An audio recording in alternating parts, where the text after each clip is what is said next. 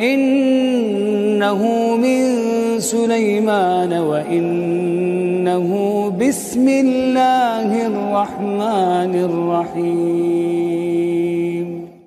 Assalamualaikum warahmatullahi wabarakatuh. Sahabat berkah rahimakumullah. Alhamdulillah kita panjatkan syukur kehadirat Allah Subhanahu wa taala. Kita bisa hadir lagi di channel Berkah Daily. Kali ini kita akan meneruskan sesi tanya jawab sekitar agama Islam yang akan dibawakan atau akan dijawab oleh Ustadz Abdul Somad LCMA. Selamat menyaksikan.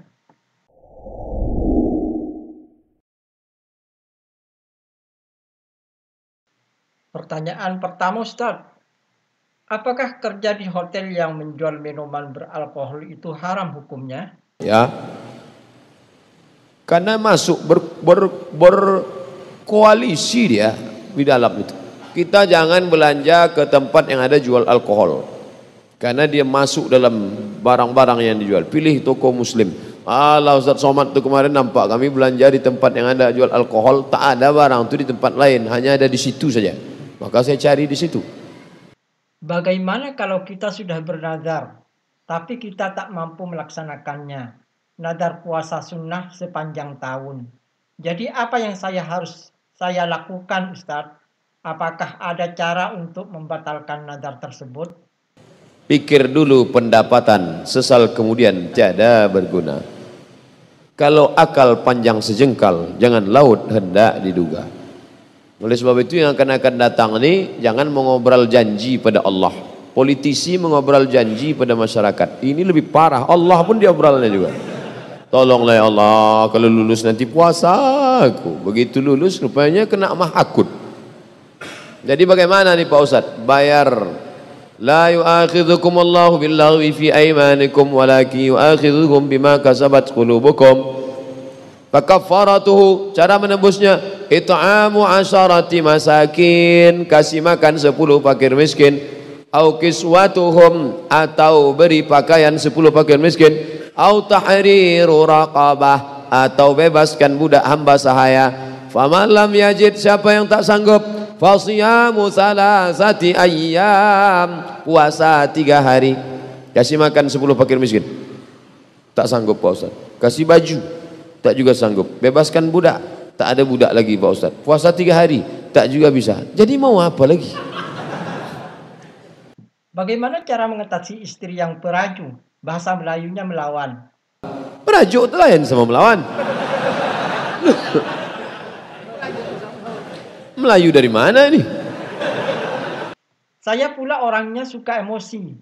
Mohon tunjuk ajarnya Pak Ustadz. Perempuan itu dia terbuat dari tulang rusuk yang bengkok. Kalau kau paksa harus lurus, dia patah. Tapi kalau kau ikut bengkok, kau jadi laki bengkok. Khuliqatil mar'atu min dhila, perempuan itu diciptakan dari tulang rusuk yang bengkok. Wajhuha a'laha, yang paling bengkok, rusuk yang paling atas. In akhadta aqamtaha, kalau kau paksa harus lurus, keretak patah dia.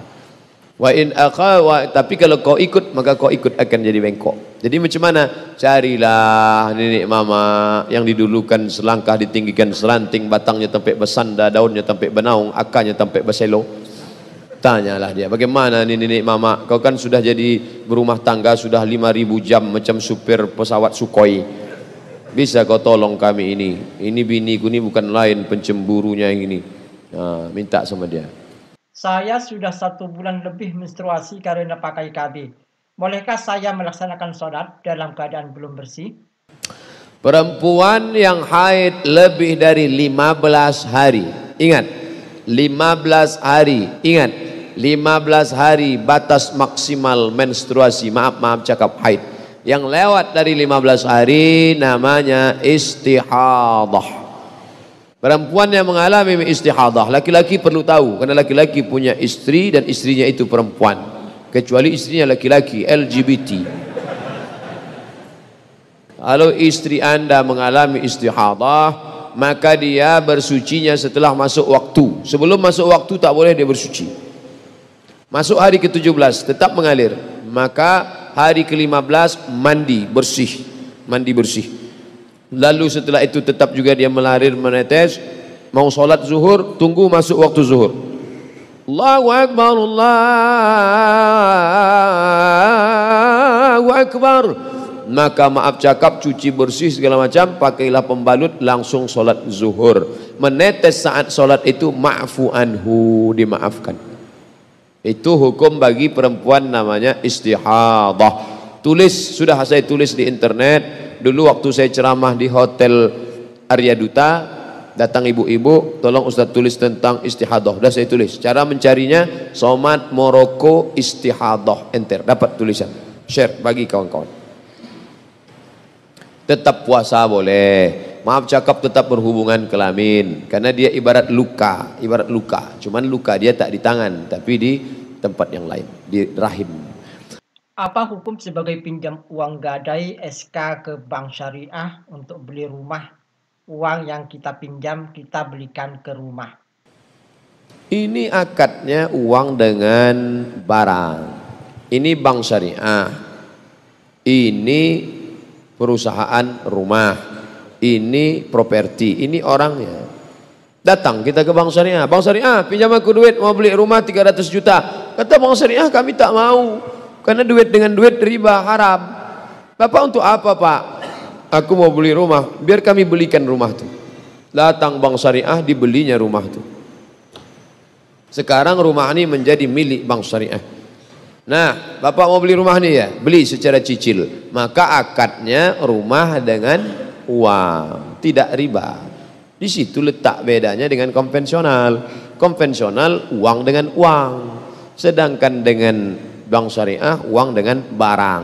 Orang yang tak paham, sama aja itu. Disitulah beda akad. Dalam Islam itu beda akad, nikah gitu juga. Orang non muslim sama orang Islam sama nikahnya, apa bedanya? Di mana letaknya? Akadnya itu. Aku nikah dengan mahar sebentuk cincin emas tunai. Di akad itulah bedanya. Yang lainnya sama. Teng teng teng teng teng. Di akad itu bedanya. Ustadz, ada sebuah toko kafe terkenal. Pemiliknya pernah mengatakan bahwa pendukung LGBT. Starbucks. Apa malu-malu nyebutnya? Starbucks. Dan sebagian keuntungan untuk LGBT. Bagaimana hukumnya beli kopi di situ? Mendukung LGBT lah. Nanti di akhirat nampak sumbangannya untuk LGBT. Ditanya malaikat, LGBT, kenapa kalian besar? Karena ada sumbangan. Siapa yang menyumbangnya? Itu yang di surga. Tarik balik, obok-obok balik masuk neraka. Gara-gara menyumbang ke Starbucks. Macam tak ada aja kopi yang lain. Kopi Sidikalang berserak-serak. Kenapa mesti kopi Starbucks itu diminum? Orang ini zaman sekarang kan gaya-gaya aja. Dia pun tak pula suka minum kopi. Cuman duduk di situ, update status. Entah duduk di Starbucks, pahit juga. Sama pahit. Apa hukumnya kalau dibuat skripsi bohong, tipu? Man ghasyana falaysa minna. Siapa yang menipu bukan umat kami. Wa may yaghlul, siapa yang curang, ya'ti bima ghalla yaumal qiyamah, dia akan memikul kecurangannya nanti hari kiamat. Yang curang zakat dalam hadis memikul kambing, curang zakat memikul onta. Tapi yang memalukan mikul skripsi. Masih keren lagi yang mikul Kijang Innova plat merah. Ada yang lebih parah lagi, mikul bakwan. Ada lagi yang mikul salah lawa. Makan dua bayar cie. Wa yaghlul, siapa yang curang, ya'ti bima ghalla yaumal qiyamah, dia akan membawa kecurangannya hari kiamat. Memalukan, terlalu. Apa hukum orang mengelola zakat gaji pegawai bank yang uangnya disalurkan buat umat banyak?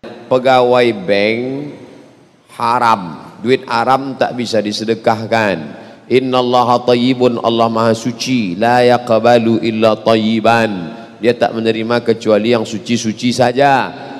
Bapak ibu yang menabung di bank konvensional, keluar bunganya itu diserahkan ke fakir miskin. Niatnya bukan niat sodakoh, niatnya mengembalikan uang umat kepada umat, bukan niat sodakoh.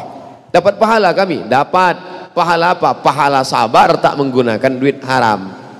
Begitu kata Syekh Yusuf Al-Qaradawi dalam bukunya Fatawa Mu'asirah, fatwa kontemporer, sudah dicetak oleh Gema Insani Press, GIP Jakarta.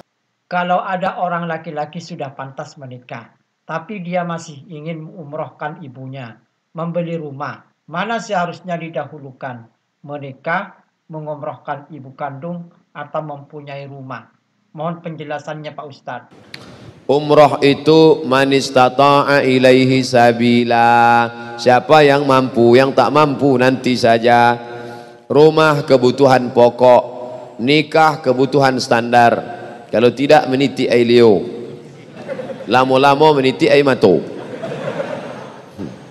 Maka man istata'a minkumul ba'ah, di antara kamu sanggup menikah, falyatazawwaj, menikahlah. Fa innahu aghaddu lil basar, menjaga mata, wa ahsanu lil farj, menjaga kemaluan. Duit 20 juta, berangkat emak umroh 20, mau pergi menikah meminang 20 juga. Mana yang didulukan ini? 20 memberangkatkan emak umroh atau 20 menikah? Iyakunu fuqara yughnihimullah. Kalau kau menikah, kau fakir, Allah akan mencukupkan engkau. Tak bisa dihukum generalisir. Kau adik-beradik berapa orang? Saya adik-beradik 9 Pak Ustadz. Kau nikah, abang-abang yang lain tu iuran. Nanti setelah kau menikah rezeki datang, kau berangkatkan umrah. Kalau kau berangkat umrah tapi kau tetap juga pacaran, melakukan perbuatan tak baik, fasik, wallahu la yahdil qaumal fasiqin. Allah tak berikan hidayah kepada orang yang fasik. Berbakti pada orang tua itu baik, tapi menikah menolak mudarat. Kalau berjumpa antara manfaat dengan mudarat, mana didulukan? Darul mafasid muqaddam ala jalbil masalih. Menolak mudarat lebih didulukan daripada mengambil manfaat. Pergi undangan baik, tapi di tempat tu ada penyanyi pakai rok setengah tiang, mudarat. Mana didulukan? Datang ke undangan atau tak datang? Menolak mudarat. Makanya saya sampai hati Pak Ustadz, ya tak datang anak kami nikah kemarin. Saya datang, kenapa tak masuk? Saya baru di pintu gerbang sudah disambutnya, jatuh bangun aku mendengar. Apa hukumnya setelah kita baca beberapa ayat mengakhiri dengan Shadaqallahul Azim? Ada bukunya di rumah, satu buku. Saya kalau cukup waktu mau saya buat bedah buku tiap minggu. Bedah buku tentang masalah bismillah, bedah buku tentang masalah shadaqallah. Satu buku ditulis ulama Mesir tentang disyariatkannya shadaqallah selesai baca Quran. Di antara dalilnya, wa tammat kalimatu rabbika sidqa, telah sempurnalah kalimat Tuhanmu yang maha benar, sidqa, sadaqa. Maka setelah itu kita katakan maha benar Allah ni, sadaqallahul azim. Baik, bukan bid'ah. Bukunya ada di rumah. Sahabat berkah yang dirahmati Allah, demikian tadi tanya jawab seputar hukum-hukum dalam Islam yang telah disampaikan oleh Ustadz Abdul Somad LCMA. Semoga bermanfaat. Wassalamualaikum warahmatullahi wabarakatuh.